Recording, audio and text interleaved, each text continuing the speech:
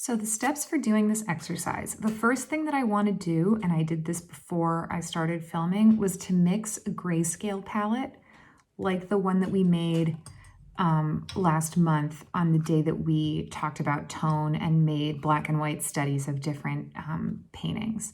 So I might make a separate video where I walk through how I do that.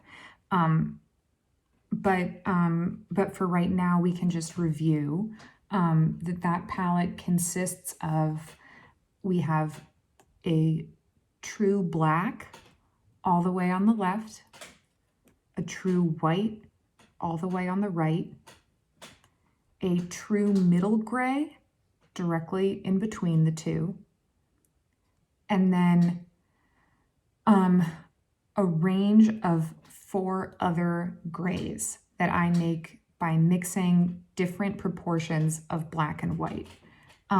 We have our darkest gray is just 1 notch up from a pure black. It's sort of a charcoal gray. We have what I'm going to refer to as a dark medium gray. So it's between our very dark gray and our medium gray. We have a very light gray, which is really just one notch down from white. And then we have one light middle gray, which is a shade between our true middle and our very light. And so what I'm going to do right now is we want to first see how a pure hue, a color straight out of the tube, or a color, unadulterated by other pigments, by black, by white, we want to kind of evaluate which shade of gray is this closest to. If we took this red tube of paint and made my world black and white, which gray would this red turn into? And so this isn't a perfect match. The most precise place that it would fall is probably actually here between our true middle and our light middle gray. For our purposes, let's see which one this is closer to. It can help if you squint to see, I know it's like stupidly basic, but it really is true. If you squint, you can kind of see the tone more clearly. So I'm going to say that this is closest to our true middle gray. So I'm going to put that down here. And then I'm going to put some of our black here. Clean it off on my paper towel. I don't know if you can see that on the camera, but I keep my palette knives pretty meticulously clean because they're not good for much if you're, inadvertently mixing all different colors of paint together because you're using a dirty palette knife. I'm also going to put some of my white all the way on the other end. And so now what I want to do is try and find the other reds that would, find the darker reds that would match each of these shades of gray, and the lighter reds that would match each of these shades of gray. If, again, we were to flip a switch and turn our world into black and white. So I'm going to do, for the sake of time, I'm going to do most of these, not while filming, but I think it's good for you to see as well how I, would handle colors when I mix it. So first I want to try to get this very dark. I think starting with extremes is the easiest place to start because you can tell more quickly, when you're getting closer or farther away. So I'm going to start with a little bit of our black, and I'm mixing these down below the row that I'm going to create of our reds, just so that I can, leave a space to put the final color here. I'm going to put some of my black right here, and I'm going to mix some of my red into it to start. And then I mix, you know, everyone has a different way of handling a palette knife. I kind of like to just do these like sort of like swooping movements like this. And then to get all the paint off the knife, I'm going to scrape it with the second palette knife. In terms of how much color I'm using, or I mean how much of each color I'm using, I will start with more of the color that, you know, that the final shade is closest to. So our very dark gray is closer to black than it is to white. So the proportion that I would use to mix it is maybe 3 parts black to 1 parts white, right? It's sort of like cooking in that way. So in mixing our very dark red, I'm going to start with more black and then just successively, little by little, add more red into it to bring it closer to this shade. So, so this is kind of an interesting like reddish black, but it's too black, right? We need it to be a little bit more, we need it to be a little bit brighter. So I'm going to add a little more red. And the other thing that you'll find, just the more you mix colors and the more familiar you get with them, is that some colors, red being one of them, if you put too much in the mixture, it's hard to go back, right? It will just really, I mean, white is like this too. If you put in too much, you have to add so much of the other color to balance it back out. So with powerful colors, I like to just add, you know, little by little. And so this actually, to me, looks pretty good. I think these are pretty close in tone. So I'm just going to try to mix a little bit more.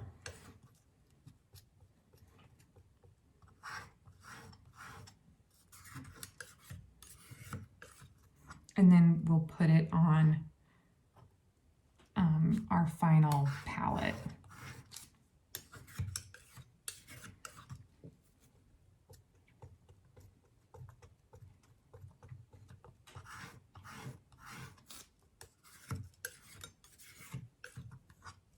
And so this can be time consuming. I mix all of my palettes in advance of making a painting, and it takes usually a couple of days, honestly. But to me, I mean, color is a huge part of painting. It's, to some people, the biggest part of painting. And it's an incredibly powerful language. And you really want to make sure that your colors are always intentional, that they're always beautiful, you know, even when they're ugly, that they're ugly in a way that's beautiful, and that they're intentional.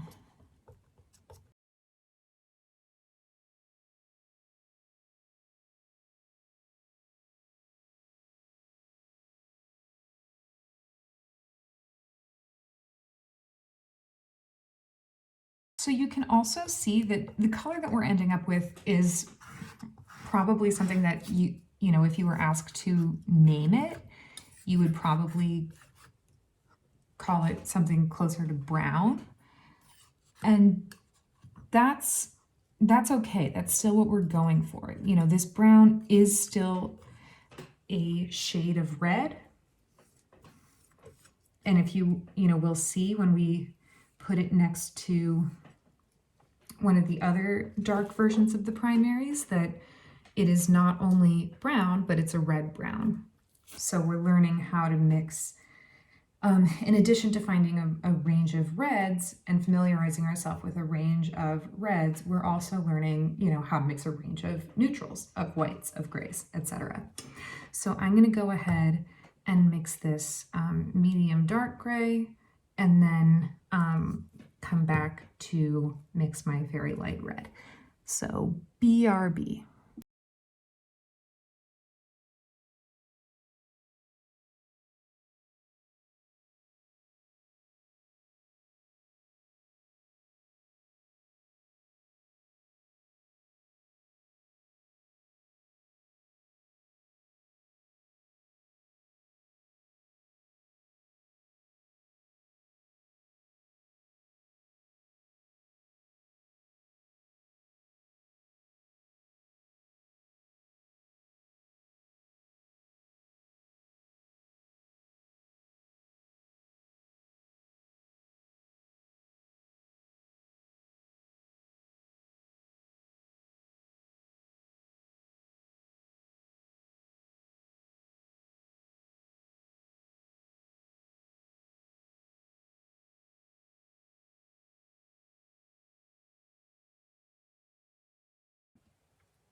All right, so now I'm going to try to make my very light red. So I mixed my very dark red, I mixed my middle dark red. There really should probably be a third red between here and here. We can see that this is a very subtle change, whereas this is a very extreme jump. For the purposes of this, you know, I'm just going to keep it as is.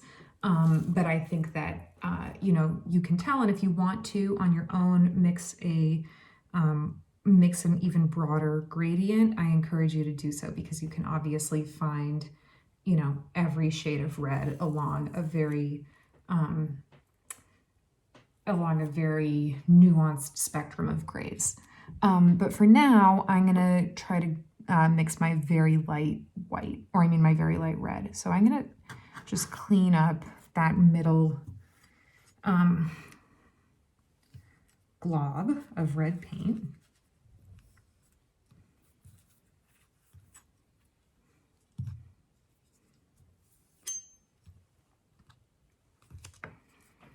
And so red and white are both colors that are very strong when you mix them.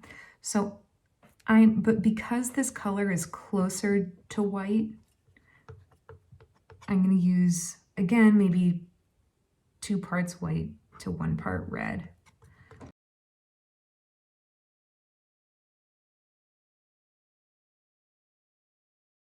And so you can see this is way too dark. This is probably a little closer even to this than it is to this. So I'm going to add quite a bit more white.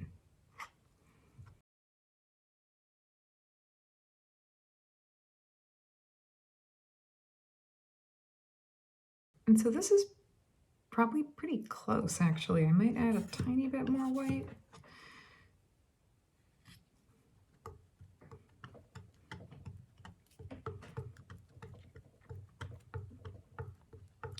So I'm satisfied with this.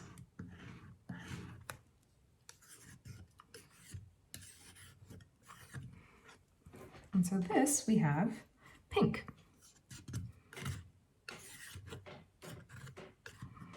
You know, the colors get a little bit more recognizable, a little more nameable the lighter they get.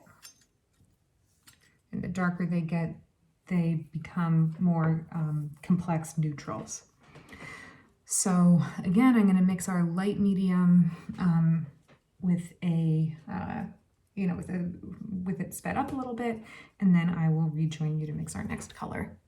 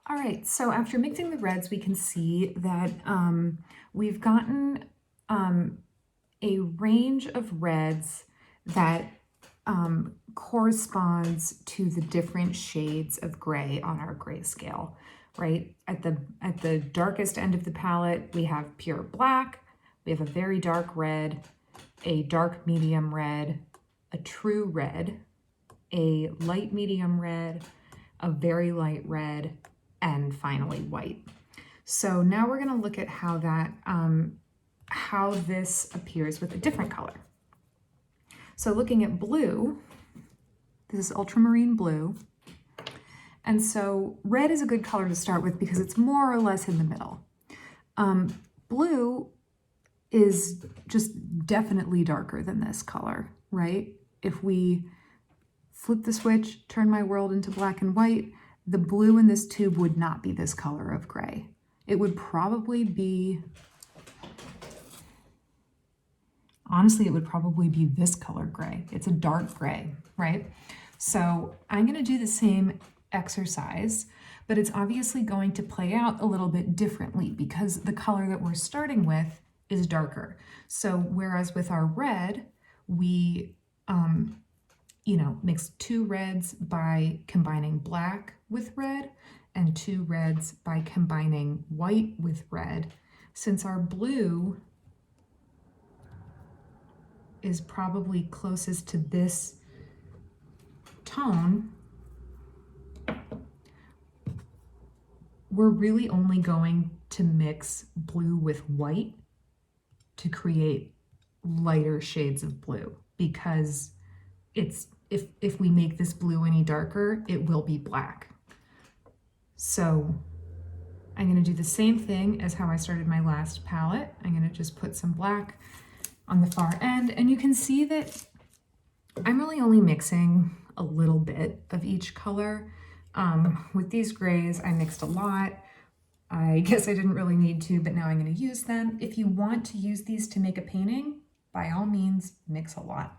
For our purposes, we're really just kind of trying to get swatches of each color, to see how a full gradient will look. So let's see how this same exercise works when we're starting with a darker color.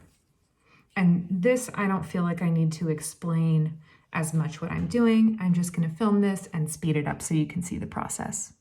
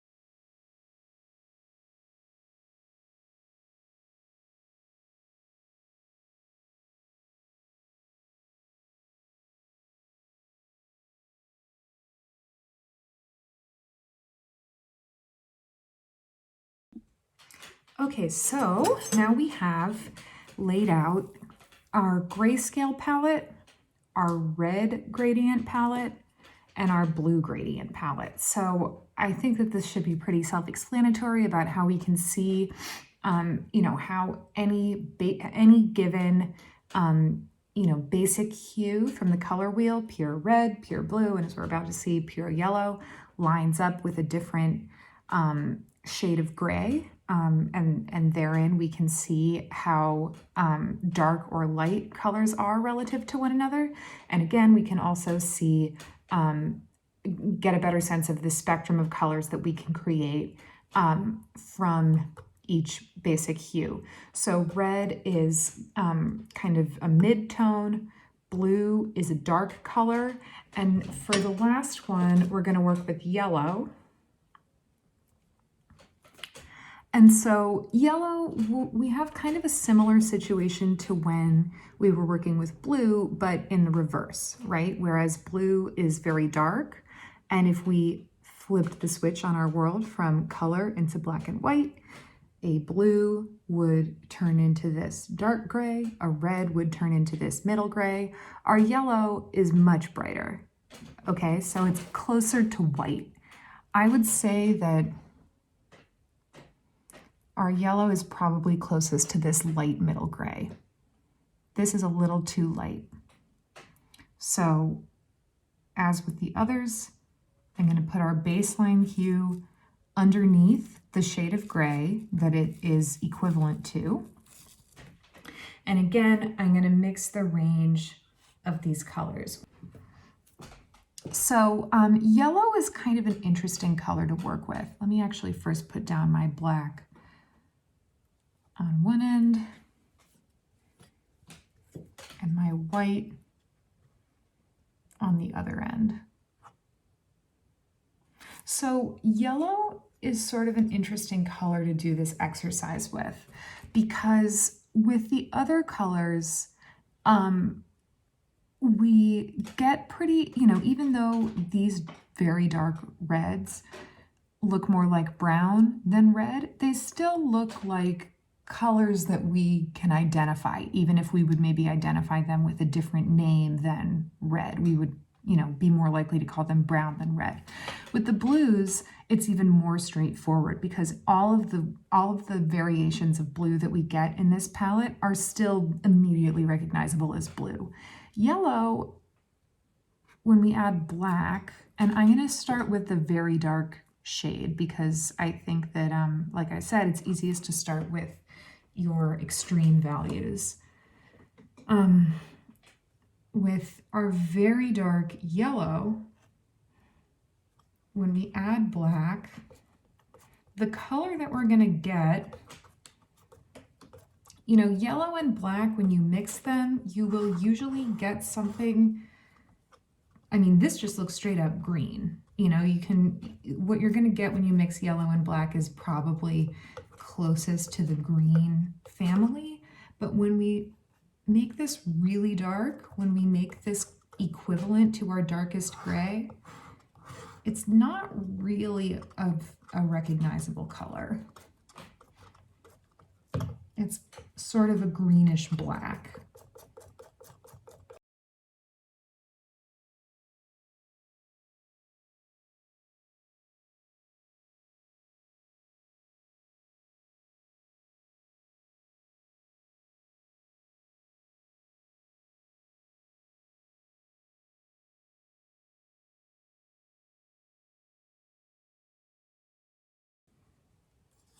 So we are ending up with this really very dark green.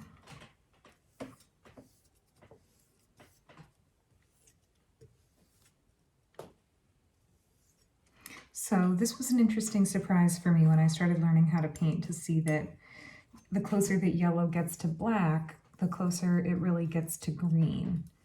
So we have this kind of muted, very dark green. So I will now film the rest of this, just showing you, more sped up what the rest of this gradient palette looks like.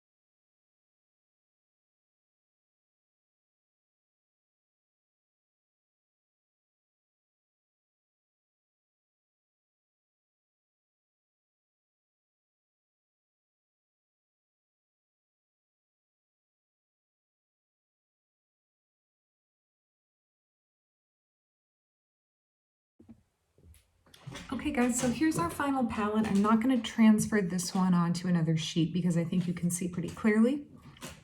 And I'd rather not use the paper unnecessarily. But so you can see we now have a full gradient palette for each of our primary colors.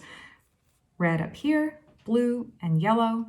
In doing this, we've also been able to see the relative darkness and lightness of each of the primary colors by looking at which shade of gray the color aligns with in terms of its brightness.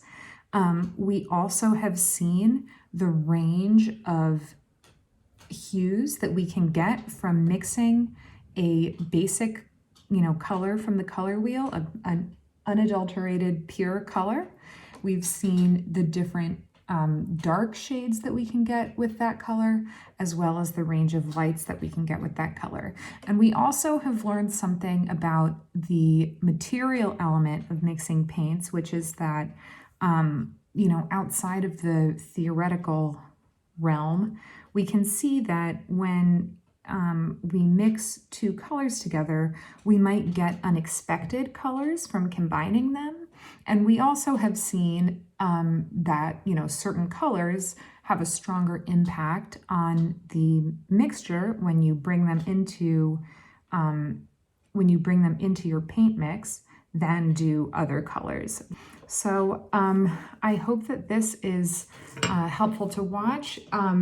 Working with any one of these primary colors will be helpful. I tend to think that red is a good one to work with because you can see a range created on both ends of the spectrum. If I were to only work with one color, that's the one that I would choose. All right, thank you so much for watching, for continuing to follow along. Let me know what you think. Please don't hesitate to reach out if you have any questions. Thanks so much.